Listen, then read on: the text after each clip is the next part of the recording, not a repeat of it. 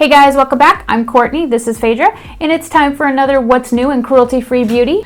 So first up, Aromaleigh has launched their Mattes Saga Volume 2, which are 10 new shades of matte eyeshadows. I'm really excited to get my hands on these colors. I ordered the deluxe set, so I will be reviewing them. The shades like Phyrra, which is like a deep purplish wine, Ellie, which is a muted like heather lavender gray type color, and Borghild, which is a muted violet, all caught my attention because they're all kind of like purples and mauves and wines, so I'm really excited to play with those shades. Also, I absolutely love Norse mythology, so I really like the names that Aromaleigh uses for these colors. I find them much easier to pronounce and much easier to remember than some of the other ones. Notoriously Morbid has released a badass, pun intended, collection based off of Evil Dead / Army of Darkness.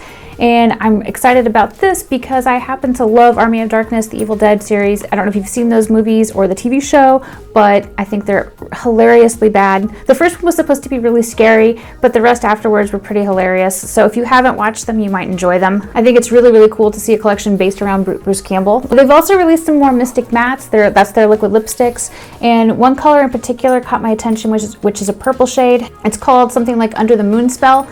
And I will insert a swatch for you to check it out. I think it looks awesome. Anastasia Beverly Hills is launching new lip glosses and eyeshadows and even blushes around May 16th. Some of the colors from the Modern Renaissance palette, which was very popular, will be made into singles. So I think you can pick up one of the reds. I think it's Love Letter and Vermeer, and a couple of the other shades are going to be available as singles. There are also some brand new singles that I'm particularly excited about, like Gemstone and Enchanted. One Gemstone is like a pinky purple and Enchanted looks like a deep purple. Kat Von D is launching a limited edition Lolita eyeshadow that can be used as a blush as well. It looks like it's going to be about the same size as the Metal Crush eyeshadow, so really large, a lot of product. And anyway, I can't wait to get my hands on that. And that will of course be vegan. That's going to launch on like June 15th. NYX Cosmetics is launching matte metallic liquid lipsticks. J Kissa had them on her Instagram, so you should go check those out if you're interested in that. I think they look like they're going to be gorgeous. Colored Raine just launched a bunch of vegan highlighters for $25. Lavender Dreams in particular looks really awesome, and they look very glowy and lit from within. Next up, I really want to get my hand on the Wet n Wild unicorn brushes. These brushes, like, it's a whole collection, but really all I care about is the brushes. These brushes look amazing. They have black handles with like this rainbow oil slick kind of effect on them. Oh my god, I really want these brushes. Unfortunately for me, around here, it's next to impossible to find drugstore releases. Like, I never can find them in stores. I always end up having to order them online.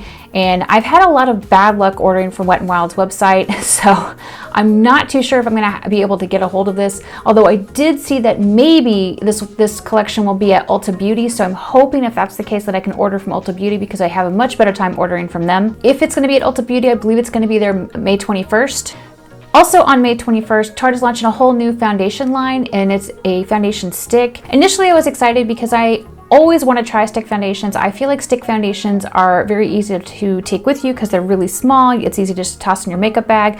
But often my problem with stick foundations is the lack of a good match, a shade match for myself.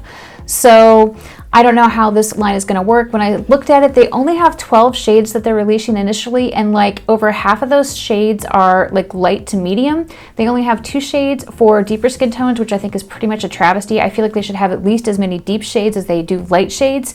And when looking at the light shades, I'm not even sure that I'm not sure that either of the light shades will work for me. So I don't know, like initially I was really excited, and then once I saw swatches I was kind of like, maybe it'd probably be too dark. So I don't know. But if you are into stick foundation, you may want to check those out. Glossier just launched a new SPF product. It's called Invisible Shield. It's SPF 35. I bought it as soon as I got an email about it on the Glossier site, so I will be reviewing that once I get my hot little hands on it. What's really interesting about it is that it's supposed to have 0 white cast. It is not water resistant though, so if you're going to be in a situation where you're sweating or swimming, you won't want to wear this SPF. Now the next few items Urban Decay sent me. Urban Decay is launching this Go Naked perfume. The notes for this perfume are neroli, lavender, citrus, and sea salt.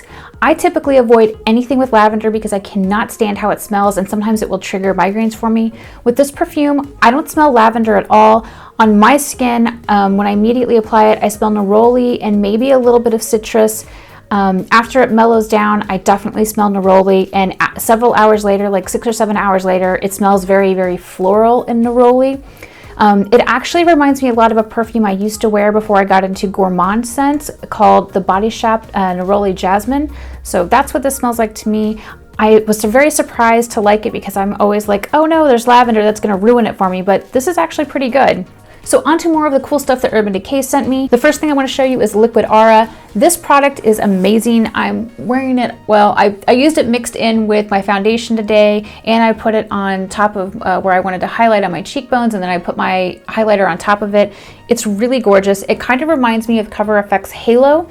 So when you look at it, it's got a dropper and it's a white base with like an iridescent pink violet shift. And it's beautiful. It really does help give you like a lit from within glow.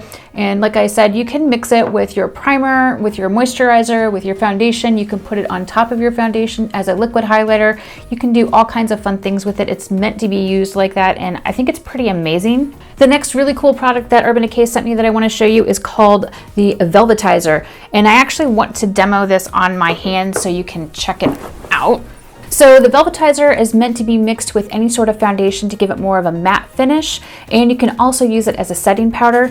When you look at it, it's a very, very, very finely milled powder, like super finely milled. So I'm gonna basically mix it with my tinted moisturizer, which is sort of glowy. They say that you should use about a dime-sized amount with a foundation. So I'm just mixing it on the back of my hand, and it really will give it a nice matte finish. All right, there's the matte finish swatch in the back of my hand. Now I'll do a tiny swatch of my foundation on the other part of my hand so you can see how it is definitely not a matte foundation. I mean, it's not, it says it's a tinted moisturizer, but you can see this is more glowy and catching the light, whereas this is very velvety matte. So I think this is a really cool product that a lot of people are gonna love. And I do love the fact that it's multi-purpose and you can use it to set your foundation afterwards. The next would be the Urban Decay Illuminizer, like translucent setting powder. And this is basically gorgeous.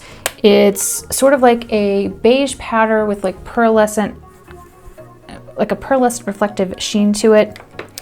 And let me put it on my hand. It just gives you like a nice light beige glow.